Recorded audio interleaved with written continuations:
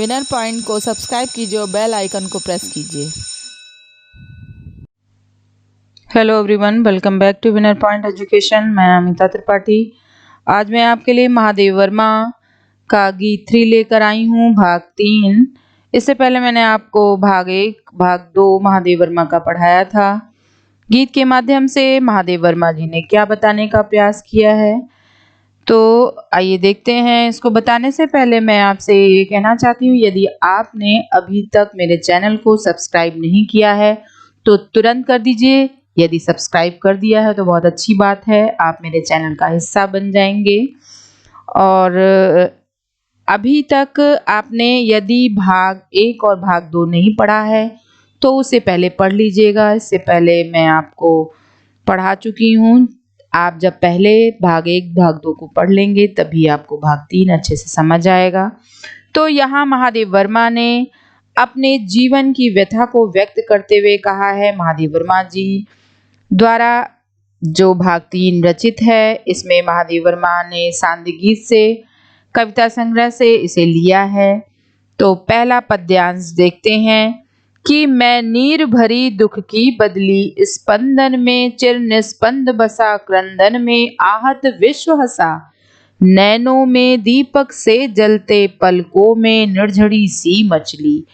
यहाँ पर कवित्री अपने दुखपूर्ण जीवन की तुलना एक नीर भरी बदली से, नीर माने जल से भरी हुई बदली से करती हुई क्या कहती हैं, उसको देखते हैं। कि मैं नीर भरी दुख की बदली, कह रही हैं कि मैं जल से भरी हुई दुख की बदली हूँ, अर्थात मेरा जीवन दुख की बदलियों से घिरा है। जिस तरह से आकाश में पानी बरसने से पहले आकाश जल से भर जाता है, तो उसी तरह उनके जीवन में हमेशा दुख ही रहा, दुख की बदली के समान उनका जीवन रहा। उसी को उन्होंने अपने कविता बद्ध किया है, अपने पद्य छंद में बोला है। तो कि मैं जल से भरी हुई बदली हूँ, अर्थात मेरा जीवन दुख की बदलियों से घिरा है। जिस तरह से बादल घिरा रहता है आकाश में, उसी तरह से मेरे जीवन में भी हमेशा दुख की बदली छाई रहती है। आप कह रही हैं कि स्पंदन में चिर निस्पंद भसा, क्रंदन में आहत विश्व हसा। उसी प्रकार मेरी आंखों से अश्रु से भरी रहती है। मेरे प्रत्येक स्पंदन में चिर निस्पंद बना रहता है। चिर निस्पंद से तात्पर्य जिस प्रकार बादलों की गर्जन तर्जन में चिर स्थिरता जड़ता विद्यमान रहती है, स्पंदन में चिर निस्पंद बसा, जड़ता विद्यमान रहती है, उसी प्रकार मेरे कंपन युक्त हृदय में मेरा पत्थर हृदय प्रियतम बसा रहता है। कि क्रंदन में आहत विश्व हसा। और कह रही हैं कि जब मैं रोती हूँ, मेरे जीवन में जब अश्रु मेरे जीवन में होता है तो ये संसार वाले हंसते हैं। कि नैनों में दीपक से जलते, पलकों में निर्झरी सी मछली। कह रही हैं कि जैसे भीषण गर्मी के बाद जब आकाश में काले काले बादल घिर कर आते हैं और गर्जना करते हैं, तो उनसे सारे संसार को शांति और सुख की अनुभूति होती है। इसी प्रकार जब मैं इस वेदना से पूर्ण संसार में लोगों की दयनीय दशा देखती हूँ, तो अपने मन में उनके प्रति सहानुभूति का अनुभव करके क्रंदन करती हूँ। क्रंदन, क्रंदन माने रोती हूँ। आहत विश्व हसा, क्रंदन करती हूँ तो सारा विश्व पुलकित हो उठता है, हंसता है। मेरे नेत्रों में विरह की ज्वाला के दीपक जल रहे हैं। कि पलकों में निझड़ी सी मछली, नैनों में दीपक से जलते, अर्थात मेरे नेत्रों में विरह की ज्वाला के दीपक जल रहे हैं और इतनी जलराशि निहित है कि उसमें विशाल नदियों में बाढ़ भी आ सकती है। पलकों में निर्झड़ी सी मछली माने उनकी आंखों में इतना सारा अश्रु है कि उससे बाढ़ भी आ सकती है। विशाल नदियों से जिस तरह से आ जाती है, अर्थात मेरे नेत्रों से वर्षा के समान सदैव निर्झरी बहा करती है, माने झरने की तरह बहती रहती है। जिस प्रकार वर्षा की बदली में गर्जना और रिमझिम कर मधुर संगीत उत्पन्न होता है, उसी प्रकार मेरा पग पग संगीत भरा, श्वासों में पराग झरा, नभ के नव दुकूल बुनते दुकूल, छाया में मलय बयार पली। तो ये देखा कि वो यही कह रही हैं कि हमेशा मेरे जीवन में इसी तरह से संगीत से भरा हुआ रहता है। जिस तरह से बादल छाता है और रिमझिम वर्षा होती है, उससे मनुष्य खुश होते हैं। संगीत चारों तरफ से गुंजायमान होता है। उसी तरह से मेरे श्वासों में, मेरी सांसों में प्रेम की मादकता की सुगंध चारों ओर प्रवाहित होती रहती है कि मेरा पग पग संगीत भरा। कवित्री कहती है कि वर्षा ऋतु में जिस प्रकार आकाश रूपी दुपट्टा श्वासों में स्वप्न पराग झरा, नभ के रंग बुनते दुकुल, दुकुल माने यहाँ दुपट्टा, छाया में मलय बयार पली, वलय माने सुगंधित, बयार माने हवा।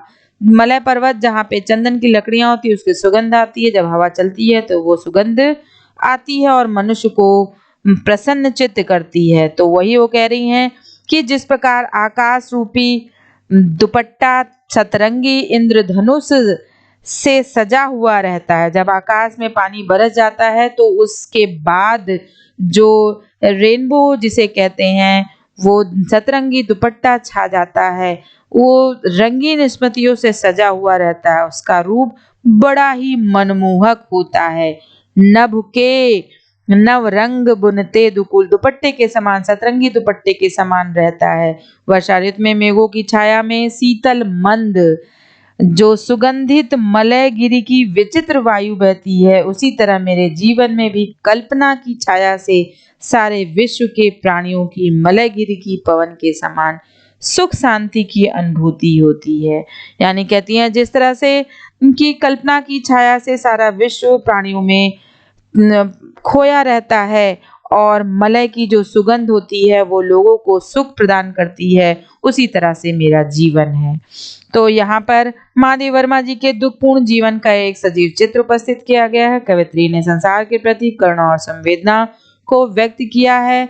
यहाँ प्रकृति की सुंदर छटा, मनोहर छटा बिखेरी गई है। अलंकार यहाँ विरोधाभास है, मानवीकरण है। अनुप्रास अलंकार का भी प्रयोग किया गया है। रस यहाँ वियोग श्रृंगार है। शैली गीतात्मक और प्रतीकात्मक है। गुण माधुर्य है। शब्द शक्ति लक्षणा है और रीति वेदर भी है। तो आगे देखिएगा कि महादेव वर्मा क्या बताने का प्रयास कर रही हैं कि मैं क्षितिज भ्रुकुटि पर घिर धूमिल, चिंता का भार बनी अविरल, रजकण पर जल कण हो वरसी, नव जीवन अंकुर बन निकली। अब यहाँ पे महादेव वर्मा अपने जीवन की समानता किससे कर रही हैं? जैसा कि आपको बताया, उन्होंने अपने जीवन की समानता एक बदली से किया है, निर्भरी बदली से करती हुए कह रही हैं। क्या कह रही हैं? कि मैं क्षितिज भ्रुकुटि पर घिर धूमिल, मेरी जो क्षितिज रूपी भवों पर वेदना है कि भ्रुकुटि पर घिर धूमिल, भ्रुकुटि वेदना, उदासी और निराशा धूमिल रूप में से हमेशा वो सदैव घिरी रहती है। उनकी भवें किससे घिरी रहती हैं? वेदना, उदासी और निराशा से हमेशा धूमिल रहती है। मैं अपने जीवन में निरंतर चिंता का भार लिए रहती हूँ। कह रही हैं कि चिंता का भार बनी अविरल, अविरल माने यहाँ लगातार, माने मेरे जीवन में चिंता का भार निरंतर बना ही रहता है। रजकण पर जल कण हो बरसी, माने वो कह रही हैं कि उसी चिंता के कारण मेरे नेत्रों से सदैव अश्रु की धारा प्रवाहित होती रहती है और आंसू बह जाने के कारण मेरी चिंता का भार कुछ हल्का हो जाता है। नवजीवन अंकुर बन निकली, रजकण पर जल कण हो बरसी। तो जब उनके नेत्रों से अश्रु की धारा प्रवाहित होती है तो उनका मन थोड़ा हल्का हो जाता है, वो चिंता रहित हो जाती हैं।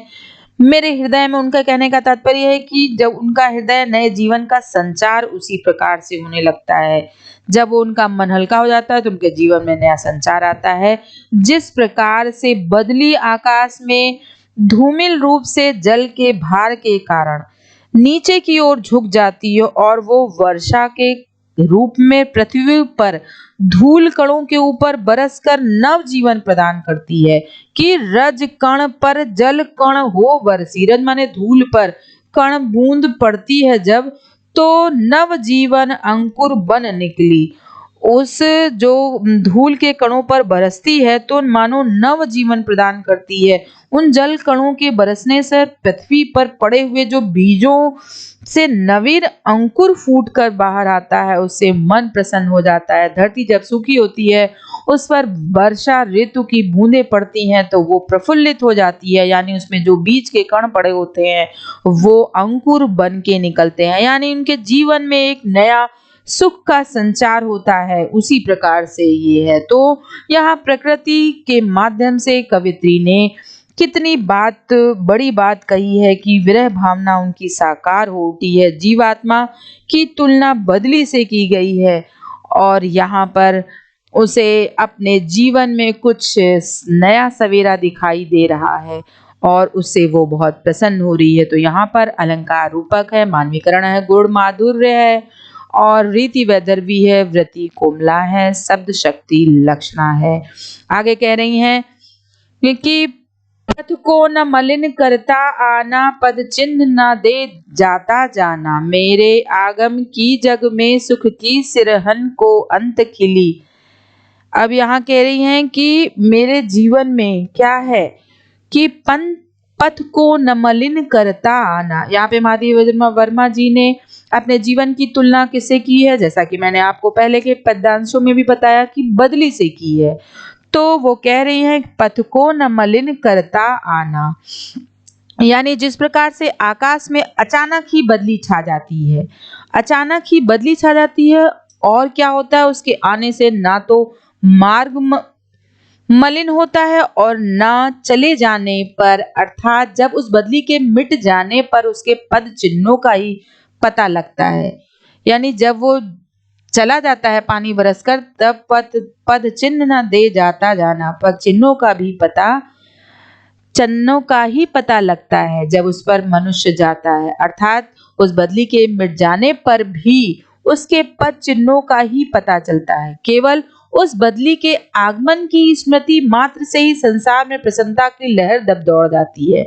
उसी प्रकार से जीवन के आने की दिशा का किसी को ज्ञान नहीं होता है और ना ही उसके चले जाने का, अर्थात उसके मर जाने से उसके जीवन के चिन्ह ही शेष मिलते हैं। मनुष्य जब मृत्यु को प्राप्त होता है तो उसकी यादें ही, उसके अच्छे व्यवहार ही जीवन में रह जाते हैं। मेरे आगम की जग में सुख की सिरहन हो अंत खिली, मेरे आने का लोगों को पता नहीं होता है, लेकिन जब मृत्यु को मनुष्य प्राप्त होता है चिन्ह ही उसके शेष रह जाते हैं, उसकी यादें ही, उसका कर्म ही इस संसार में रहता है। यानी मात्र उस जीवन के करुणापूर्ण कार्यों की याद ही मनुष्य की शेष रह जाती है। तो महादेव वर्मा जी यही बता रही हैं कि फिर भी संसार में आने की स्मृति मात्र से ही मनुष्य के अंदर एक उल्लास और सुख की सिरहन उत्पन्न हो जाती है। वो खिल जाता है उसका मन जब बदली छाती है और उसको लगता है कि पानी बरसेगा। तो यहाँ पर महादेव वर्मा ने काव्य सृजन की अमरता की ओर संकेत किया है। छायावाद की प्रवृत्ति के यहाँ पे दर्शन हुए हैं, रस यहाँ पर वियोग श्रृंगार है, गुण प्रसाद है और अलंकार मानवीकरण है। महादेवी वर्मा ने आगे अपने पद्यांश में क्या बताया है कि विस्तृत नभ का कोई कोना, मेरा न कभी अपना होना, परिचय इतना इतिहास यही, उमड़ी कल थी मिट आज चली, मैं नीर भरी दुख की बदली। बहुत बड़ी बात यहाँ पे महादेव वर्मा ने कहा है कि जिस मनुष्य का जन्म हुआ है उसका अंत निश्चित है, यानी जब जन्म हुआ है तो मृत्यु निश्चित है। तो महादेव वर्मा जी ने अपने जीवन की तुलना बदली से ही किया है। तो वो कह रही हैं कि विस्तृत नभ का कोई कोना, मेरा न कभी अपना होना। इस विशाल चारों ओर फैले हुए आकाश की समस्त वैभव विलास, सुख और आनंद प्रदान करने वाला जो समस्त वस्तुओं में मेरा कुछ भी अपना नहीं है, वो ये बताने का प्रयास कर रही हैं कि विस्तृत नभ का माने आकाश इतना बड़ा होता है लेकिन बदली आती है और चली जाती है, उसका कोई भी कोना उसका अपना नहीं होता है। वही कह रही है कि मेरा जीवन बदली के समान है और बदली का क्या अस्तित्व है, उसका परिचय क्या है कि परिचय इतना इतिहास यही, उमड़ी कल थी मिटा चली। मेरा परिचय बस इतना मात्र है, बस इतना इतिहास मेरा इतना है केवल कि कल उमड़ी थी और आज मैं समाप्त हो गई। जिस तरह से बदली विस्तृत आकाश में छाती और बरस कर चली जाती है, जब उसे ढूंढने लगो तो किसी भी कोने में उसका स्थान नहीं होता है, उसी तरह से मनुष्य का जीवन होता है और वो आता है और चला जाता है। उसका चिन्ह ही मात्र शेष रह जाता है, चिन्ह धरती पर रह जाता है। तो इस प्रकार यहाँ पर जीवात्मा इस संसार में जन्म लेती है और कुछ दिन में ही दिन व्यतीत करके पुनः कहाँ विलीन हो जाती है? आत्मा में विलीन होती है। मनुष्य परमात्मा आत्मा का मिलाप हो जाता है, उसका कुछ भी अस्तित्व शेष नहीं रहता है। इस प्रकार मेरा भी इस विशाल संसार में कुछ भी शेष नहीं है। मेरा तो केवल इतना परिचय है कि मैं कल आई थी और आज मैं जा रही हूँ, क्योंकि मैं नीर भरी दुख की बदली, मैं जल से भरी हुई एक दुख की बदली के समान हूँ। जिस तरह से पानी उमड़ता है, घुमड़ता है, बादल छाते हैं और वर्षा होके चली जाती है, उसी तरह से मेरा जीवन है। मैंने जन्म लिया तो मृत्यु मेरी निश्चित है। तो मेरा बस इतना ही परिचय है कि मैं कल आई थी और आज मैं जा रही हूँ। तो यहाँ पर महादेव वर्मा ने क्या बताया है कि जीवन निरंतर नहीं रहता है। जिसने जन्म लिया है उसकी मृत्यु निश्चित है। इन पंक्तियों के माध्यम से जीव की असमर्थता, क्षणभंगुरता और विरहाकुलता का चित्रण का मनोहारी चित्रण हुआ है। महादेव वर्मा जी ने जीवात्मा की तुलना बदली से की है। भाषा संस्कृत निष्ठ खड़ी बोली है। रस इसमें वियोग श्रृंगार है, क्योंकि इसमें विरह है और गुण प्रसाद है, रीति वैदर्भी है। तो बच्चों, आपने देखा कि यहाँ पर महादेव वर्मा का जीवन कितने दुखों से भरा था, लेकिन अंततः उसका यानी आत्मा का परमात्मा से मिलन होगा। जीवात्मा यहाँ से मृत्यु को प्राप्त हो गई और मनुष्य जब मृत्यु को प्राप्त होता है तो उसका परमात्मा में मिलन हो जाता है। उसका अंततः यही लक्ष्य होता है कि भव सागर पार करके वो अपनी आत्मा को परमात्मा में विलीन कर ले, यही उसका लक्ष्य होता है। तो इसी तरह से मनुष्य को भी अपने लक्ष्य को प्राप्त करने के लिए निरंतर तत्पर रहना चाहिए। तो अब समय समाप्त हो चुका है। मैं आपको मेरे अगले वीडियो में अगले नए पार्ट के साथ पुनः मिलूंगी। तो इस वीडियो को समाप्त करने से पहले मैं आपसे अनुरोध कर रही हूँ, जल्द से जल्द यदि जिसने मेरे वीडियो को अभी तक नहीं देखा है तो देखें, मेरे चैनल को सब्सक्राइब करें और जितना हो सके लाइक और शेयर करें। मैं अपने नए वीडियो के साथ पुनः आपको मिलूंगी। मेरा अगला वीडियो रामधा इसी दिनकर का होगा। तब तक के लिए धन्यवाद।